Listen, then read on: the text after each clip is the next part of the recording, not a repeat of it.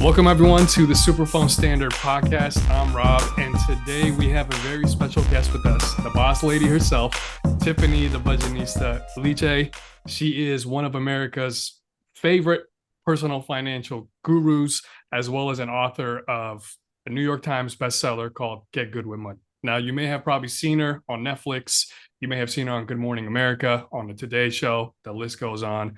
But Tiffany, thank you so much for joining us today. It's great to have you. Thank you, Rob. I'm excited. Yeah, so let's go ahead and kick things off. Now, for those who don't know or they're unfamiliar with your background and really how you got started, you started as a teacher initially and you were a teacher for 10 years. So, what made you transition into financial literacy and teaching financial literacy from what you were doing before? The recession. I'm like kidding, not kidding. The truth is, I was already teaching financial education. My father was an accountant and CFO, and he and my mom we would have weekly family meetings talking about money. And so I kind of like did a soft launch to my friends, especially in college. So they would make financial mistakes or ask questions. And just from my upbringing, I'd be like, that's not how you do it, girl. You know? And so I just became the go-to girl when you had a money question. Like you got your refund check, your parents gave you allowance, whatever. Tiffany, what do I do? Or if we want to go to a concert, how do we budget for it? And so it wasn't something I thought was going to be a business. It was just, I grew up learning about money. I don't mind sharing, like what I've learned. And after college, I graduated and decided like I really loved kids and I wanted to teach. And so I did and thought I'd stay there forever until the recession hit. And in 2009, my school closed their doors because they were funded externally and they weren't getting funding anymore. So it was really sudden. It was like I had, you have the summer off as a teacher. Right. And it was 3 days before the school year was set to start. So at least when I was having the summer off, we didn't get paid. So you just saved for the summer. So, my bank account was looking real low. Couldn't wait for something to hit my commissary. I was like, wait, what? No school. By then I had bought a condo. I unfortunately was this victim of this credit card scam that left me $35,000 in credit card debt. Wow. And I just got my master's a couple of years before, which is $52,000 in student loan debt. And so I had all of this debt and all of a sudden no job. And I didn't really know what to do, and I ended up moving back home with my parents and then sleeping on my sister's couch. And I thought, I don't want to go back to a job that I can lose suddenly. Maybe I'll build something myself.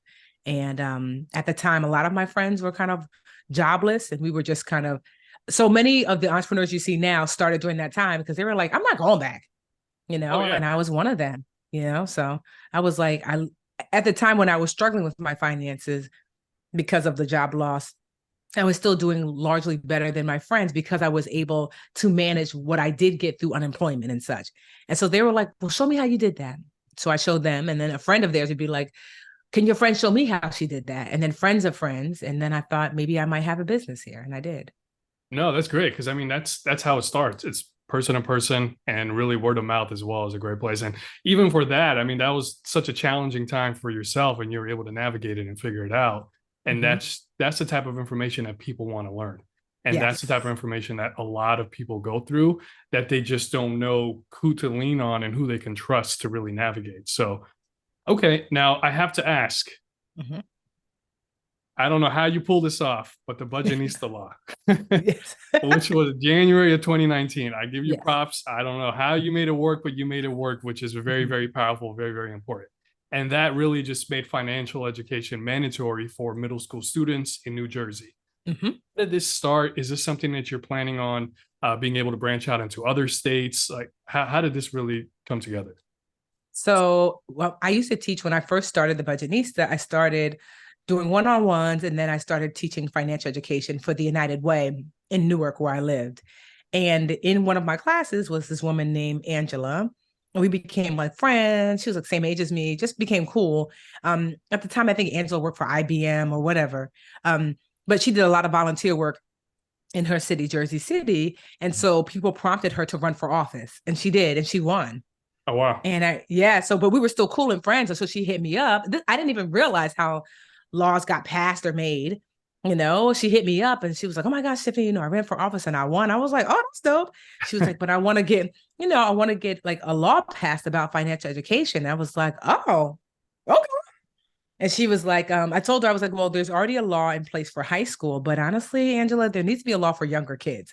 And Mhm. she said, now that I'm the, what is she, assemblywoman, come on down to my office. I was like, so I did, and shared with her my thoughts. And when you're in assembly, when you have all these aides, and so they took all of my thoughts and all of the beliefs that I thought about what the law should have, and started to craft the information around it. And then we started to get other stakeholders like principals and other educators and other lawmakers involved to make sure that we had a law that could be a bill that could pass.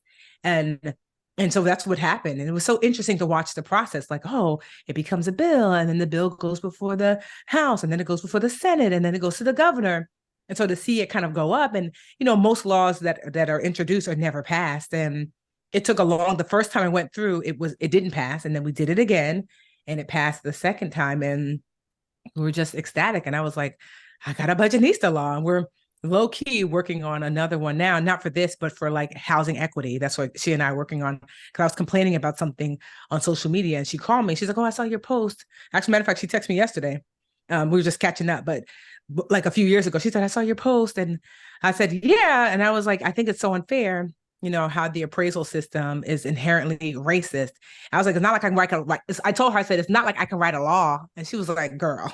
I'm like, oh, wait. There you go. And so I just say all that to people then. You don't have to have a homegirl that's an assemblywoman, but you can reach out to lawmakers and propose something. And especially if you can already get a community around you. This is what I love about like SuperPhone, right? If you get a community around you, then they're all they see is not all, but they see voters. So if you're a teacher and you get the teachers in your school around you for a law about teachers, or if you're a coach, if you can get a community around you and say, all of us here believe that this should be a thing. You sit down with a lawmaker, kind of share your thoughts. They can start to craft a bill and see about what it looks like getting it passed. I mean, certainly it could be years in the making, but it's worth it if you're like, we don't like the way something is going, we want to change it. You can. No, I love it. I love it. And I think that's the important piece too here is some people just feel it seems like such a stretch to even make it a reality. So they just give up on the idea. And the fact that you were able to pull that off just shows how important it is to you and how you want it to really impact the lives of other people, which is very important as well, because we all know, and many people have just been grown up in either a community or a family where you don't know much about money management. It's just it's a stigma, right? It's one of those things where you don't really speak about your finances with others. You keep it on the quiet. You try to figure it out on your own, and that's not the way, especially in today's day and age. So I love that you were able to pull that off. Thanks. Okay, so now let's talk a little bit more about your background as a teacher. And given the fact that you're able to really take just complicated subjects and really break them down and simplify them to bite-sized pieces for people to really feel as though, okay, they can connect with the information, they can take action, and it's possible for them. How do you feel that has kind of helped you with your coaching business, as well as just as a coach, in terms of just taking complex subjects and breaking it down for people to really digest and feel as though they can really incorporate this and make it possible for them? So essentially, that's what I am. When I am teaching financial education, I'm teaching y'all like preschool, because that's what I taught, because so preschool teachers are really good at creating safe environments, non-judgmental, information, taking complex things and making it digestible, making it fun, making it so it's something that you can remember and actually integrate into your life. So all the things that I learned as a preschool teacher for 10 years, I integrate that in teaching financial education. Like, if you ever see any of my videos, like, I'm going to be fun, I'm going to be educational, I'm going to be entertaining. I'm going to make sure that the concepts, no matter how complex, you can understand them. You can integrate them into your life. So the best thing I could have ever done, and pre-Budgetnista, was to be a teacher. It was like the perfect setup. But it also taught me leadership, because you're the leader of the classroom. I'm ordering things. It taught me how to, I literally had to be like the CEO of my classroom. How much should we order?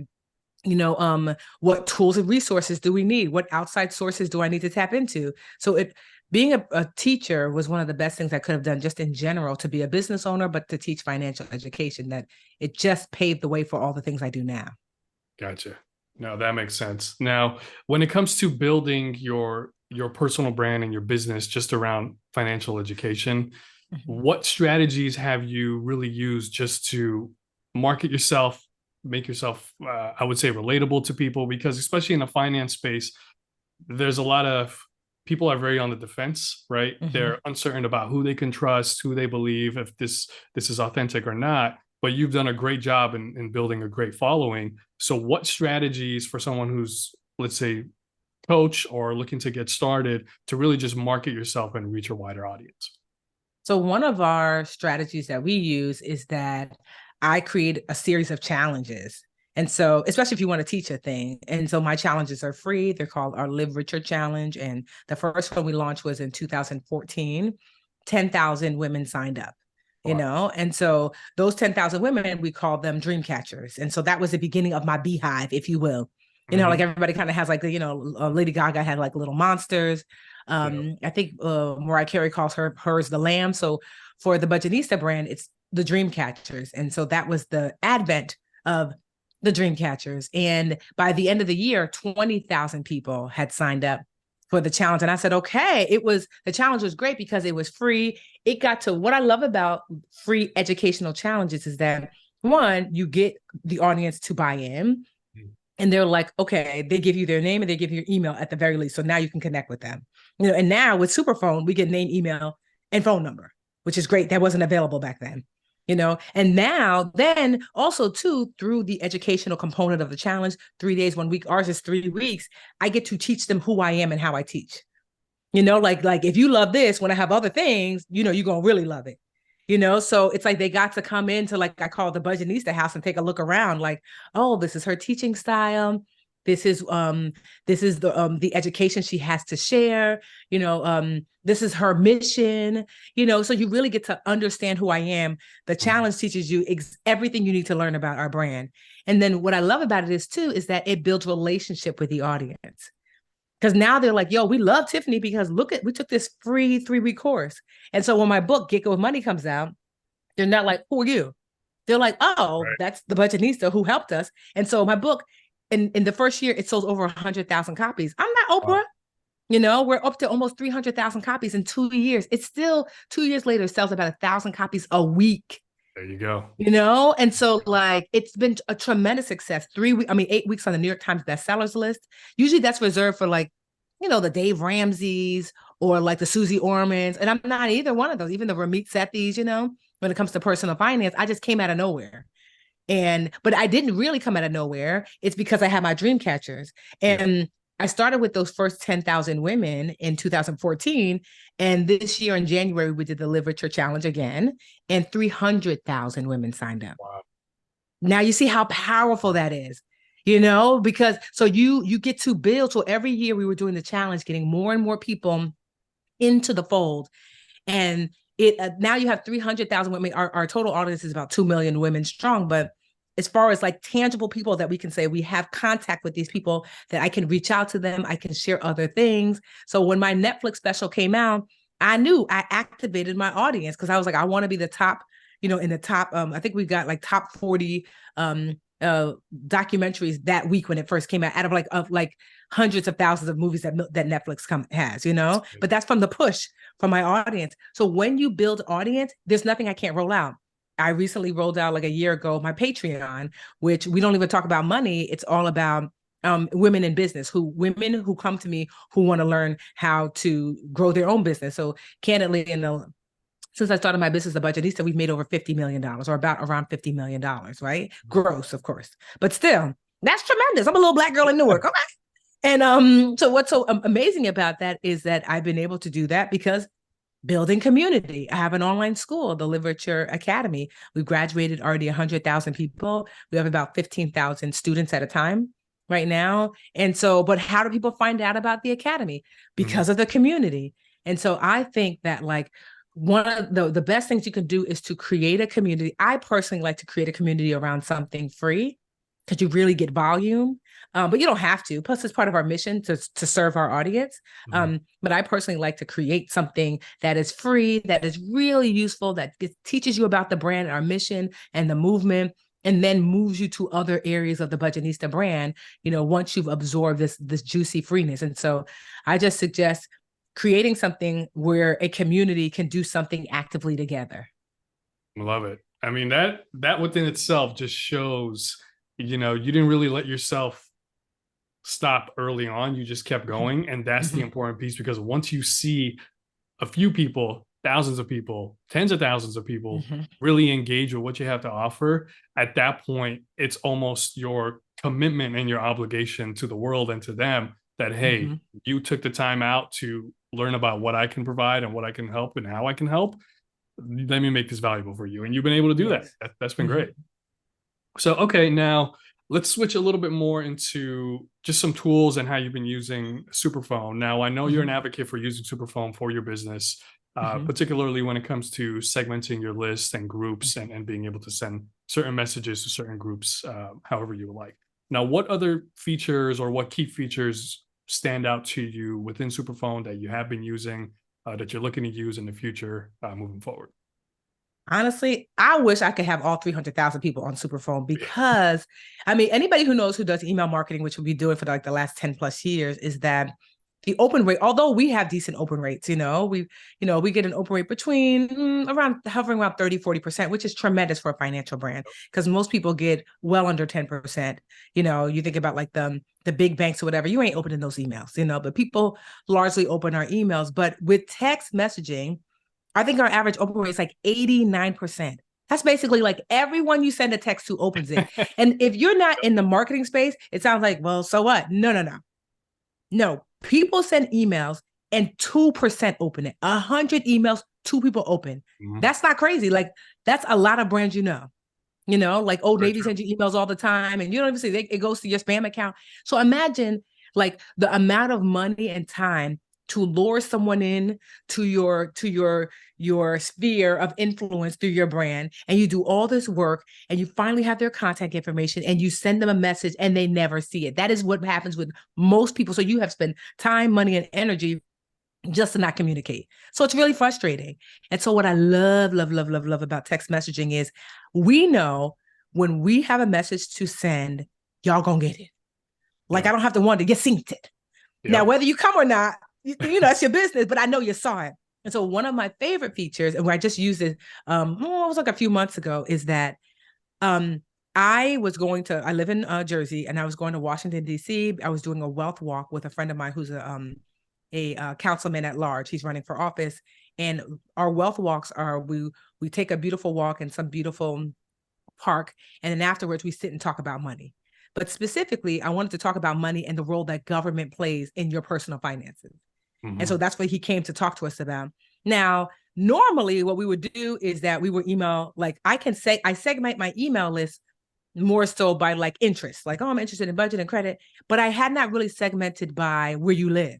But with SuperPhone, I was able to just text the DMV, which is DC, Maryland, Virginia, to say, hey, Tiffany is coming to your city or to your area at this place and time. And so the people that got the message were like the people who were supposed to get it. And so to me, that's one of my favorite parts, that I can literally say, I'm going to be in your city, or maybe women at a certain age, or I can text people, happy birthday when it's their birthday. It's honestly, and I love how people just like text back, like, like, hey girl. I'm like, all right, not too much back and forth now. Like, but I love, that's one of my favorite parts. And also too, so not only can we segment by area, which is really critically important. Like if I'm showing up somewhere and I don't, because text messaging, just like everything, costs money. And so the text, because right now I think our text messaging list is like 13,000 strong. So to text 13,000 people unnecessarily, when you only people in Atlanta, there's 3,000 people in Atlanta, that's a lot of money wasted, And so we don't have to waste money that way. But I also love that you're able to say, if you're interested in a specific thing, hashtag whatever, and it puts them on a specific list. So I know that if I only want to talk to people who are interested in budgeting in Atlanta, then I can text you. And so my list is segmented in this way. So we have the general list, and we have people segmented by, of course, where they live.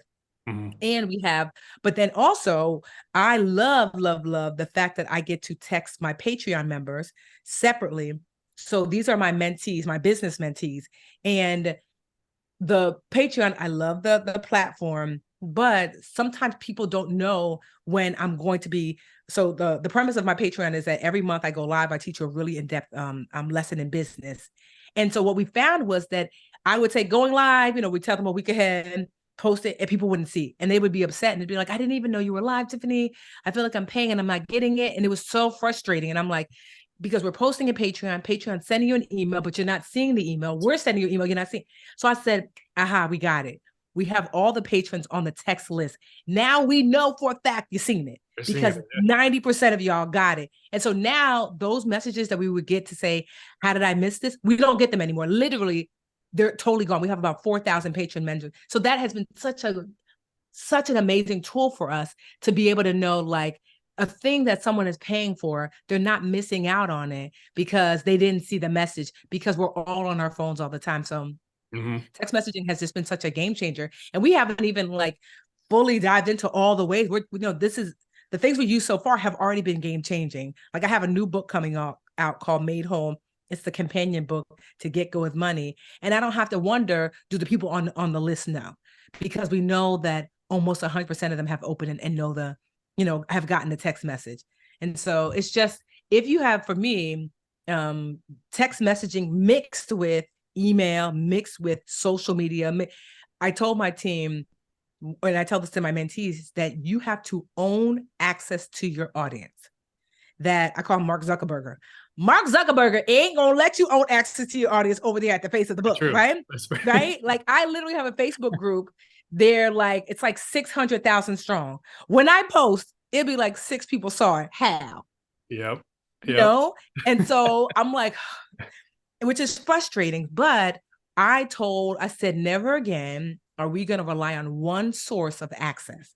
And so I look at text messaging as part of like this, like hopefully a 4-legged stool. So it's text messaging is one of the legs, email is one of the legs, social media is one of the legs, and then we also have we don't use Facebook groups anymore. We use this thing called Mighty Networks, which is like basically an external Facebook group, but the people there can actually see my messages. So we have a 4-legged stool that feeds each other. So when I send out a message, if you didn't get it in our group, in our community, online community, then you would have saw it via email, you would have saw it via text, or you would have saw it via social media. And now people are not missing anything, because there is a time when I send it to all 4, I know 100% of our audience that we work so hard to cultivate have seen it. So yeah, I loved adding that. I get to add text messages into an access point to own access to my audience. Love it. Love it. Yeah. And really there's so much you can do, as you mentioned, Yes. right? With SuperPhone, but the fact that you're already using the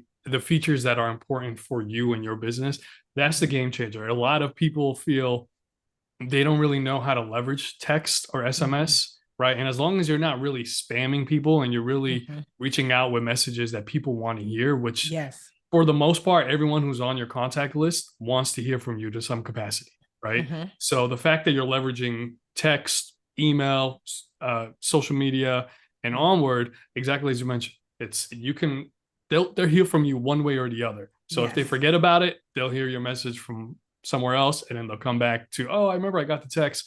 I was at work, forgot to write back, or forgot to take action, or whatever is needed. But no, that's great. I'd love to hear it. And, I'm glad to see that SuperPhone has been working for you. And I'm not super techie. When people ask me, I'm like the worst at tech. And I send out like text messages on SuperPhone. At first I was like, oh, I'm too intimidated. I was like, oh, this is easy. Like creating text messages just in case, because I know sometimes people, get intimidated by tech, and I know I do, but, once I did it the first time, I was like, this is really easy. It's not hard at all to send text out. Yeah. Yeah. Yeah, absolutely. It's really just one of those things. Once you know what you need to do and you just focus on that and you find out how to navigate that, it's pretty simple. Yeah. Okay. So now let's shift a little bit to just where the world is heading now with automation, right? Now, I know automation for a lot of businesses, regardless of what niche you're in, people are leveraging it in some capacity, or they're planning to down the line. Now, for entrepreneurs, small businesses, for them to look into using AI to just be a little bit more efficient, to really just manage their contacts at scale, are you on the AI train? Is that something that your team is looking into at the moment? or not right now? No, absolutely. So not so much for managing content just yet, because we do so much content. The AI train that we've been on is like, how can we use AI to help like create content, whether it's social media posts, blog posts, and then have the human touch to finesse it. We actually created an Ask the Budgetnista AI like tool where we uploaded my book, all because I have like all these self-published books, like so I have a total of like 7 or 8 books, and we uploaded all the books, all my blog posts. So the AI is like, this is how Tiffany thinks and believes about money. And so when you ask the Budgetnista questions, it's my responses that you would get. It's like learning. So that's something that we're looking at like rolling out. So that's how we're like thinking about, using AI. It's like, because people ask questions all the time, and I would love to be like, just even whenever I go on Instagram, hey Tiffany, I have a question about, I would love to say, great question, go to askthebudgetnista.com, and they can put their question in. They're like, oh, okay. So that's how, we're looking into leveraging it and then helping us create content in a more efficient way. Absolutely. Got it. Okay. Now, for anyone who's looking to just improve their financial literacy, right? Where would you recommend they start? Now, is there any specific books? I know you have many books. Any other resources for someone who's just a complete newbie looking to get started, came across your content, loves what you do? Where would you guide them initially? And then what would be, the trajectory for them as they go forward from phase 1 to phase 2 and onward? Honestly, I would start, and not just because it's me, but why I wrote Get Good with Money was for that person, really. Like, so I have a paycheck, now what? It is 10 simple steps into what I call financial wholeness, which is these are the 10 steps of your money that you need to master to be okay. So it's, how do you budget? How do you save? How do you manage your credit? How do you manage debt? How do you earn? How do you invest for retirement and wealth? How do you grow your net worth? What does insurance look like for you? How do you assemble a team? And what does estate planning look like? These 10 core things are what every adult in the United States need to know in order to be okay and financially whole. So I would literally start there. It's written in a way that's super easy. The companion workbook version of Get Good with Money is called Made Whole. And so that comes out in November. For those people who like want to write in the book and want to get into the nitty gritty of like, like a workbook, but I would start there. And if you don't, because my premise is you don't have to spend money with me to get help. So you might be like, and if I don't have the $24 or whatever the book costs, you can also head to thebudgetnista.com. I have a tools and resources tab where I have filled it with all these free tools, like the literature challenge that I mentioned. That's totally free. It's a 3-week course you could take for free. And I have other tools and resources to help get you like at least to the starting point, and where then you can then elevate forward. And then once you are kind of like in this solid place financially, there are tools, like I have an online school called the Literature Academy. And the Literature Academy is for those people who are ready for beyond the basics. There you really learn like taxes, like how to maximize that. You learn a little bit about growing your business if you need a business. You learn about proper banking. It's really the next level of your financial education, deeper into what investing ought to look like if you're really trying to grow for wealth. And so, and if anything else too, listen to podcasts. I have a podcast, Brown Ambition, but there are financial podcasts, like NPR has like, I forget the name of their money podcast, but I like to listen to podcasts, be mindful who you follow, but like, I like to, I have some social media faves that I like to follow and lean in and learn. The key with all things in any industry you're in the beginning, there's a special language that you need to learn. Right. Like someone's going to talk about yield and interest. And at first you're like, it sounds like, wah, wah, wah, wah, wah, the Charlie Brown teacher. But the more that you like follow these Instagram accounts and TikTok accounts and YouTube pages, then the language is just like when I used to teach preschool. I'll never forget this little boy named Gino, who was from Puerto Rico. He spoke no English. And I remember thinking like, oh, how's this going to work? But, kids, they don't care. Like he was 3 years old and Gino was playing. And I was like, I remember pulling one of the kids aside and said, Gino doesn't speak English. They were like, he doesn't? They had no idea. Because they're like, girl, we're just playing. And they were having such a good time. Within like 3 months, Gino's like, I'm like, how? Because that immersion into the and so if you immerse yourself into, like I said, podcasts and books like Get Good with Money, another one I love, Ramit Sethi, I Will Teach You to Be Rich. That's another great one. There's like Get Smart with Money on Netflix. Ramit has a Netflix show called I think it's called I Will Teach You to Be Rich on Netflix. So like immersing yourself in audio, visual, podcasts and things like that and books, it's really like, because it's going to take you a minute to get acclimated and then normalize, and then you can start to grow if wealth is your desire, to start to grow wealth, but you have to start with a strong foundation. Got it. Yeah. And I would say as well, I think that's a great place to start, because a lot of people feel as though, they don't have the time, or they're working and they've got families and they got so many things they need to do. They feel as though slowly they're just kind of fading away from what they would like to do in their dreams. And as you mentioned, just starting with a podcast or really just a book. You could be commuting to work and listen to a podcast. You can be commuting back from work. You can be on your lunch, right? There's so many little gaps throughout the day that you can squeeze in to just learn. And that really is a great starting point. All right, great. So with that being said, Tiffany, thank you again for joining us at the SuperPhone Standard podcast. For anyone who is interested in learning more about you, what you do, any future rollouts, any other events that you do have, where can they follow you? Where can they learn a little bit more about you? So I'm the Budgetnista in all the places, from TikTok to Twitter to Instagram, even boring old Facebook. I'm still there, and YouTube. Or you could just go to thebudgetnista.com and everything is there. Perfect. Got it. Well, hey, thank you again for taking the time to join us today. It's been great to have you, and we'll see you all next time. Have a great one. You're welcome, Rob. You too.